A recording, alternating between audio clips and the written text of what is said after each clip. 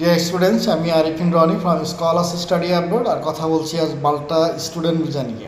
মাল্টার বেশ কিছু আপডেট আসছে যেটা ইতিপূর্বে শেয়ার করছি আমি আপনাদের সাথে।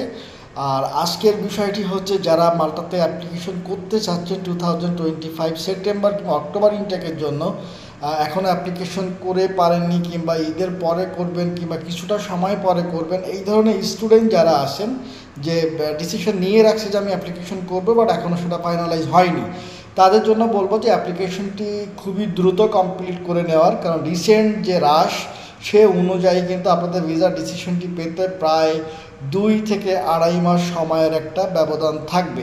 বিএফএস আপনার কাছ থেকে এই টাইমটা নিবে। সো আপনাকে অন টাইমে অ্যাপয়েন্টমেন্টটা কমপ্লিট করতে হবে। এখন বর্তমান সময়ে জুনের স্লটগুলো অ্যাভেলেবেল আপনারা পাবেন, বাট যদি এটা আরও বেশি দেরি হয়ে যায়, জুলাইয়ের ম্যাক্সিমাম জুলাইয়ের 15 তারিখের মধ্যে যদি আপনি আপনার অ্যাপয়েন্টমেন্টটি কনফার্ম করতে না পারেন, মনে হয় না যে এটা সেপ্টেম্বর কিংবা অক্টোবর ইনটেকের জন্য আপনারা কাভার করতে পারবেন। তখন ডেপার করে নেক্সট ইনটেকে চলে যেতে হবে। সো এখনও সময় আছে আমি বলবো, এবং যারা ডিসিশন নিয়ে আসেন চাইবো যে দ্রুত অ্যাপ্লিকেশনগুলো কমপ্লিট করে নিতে।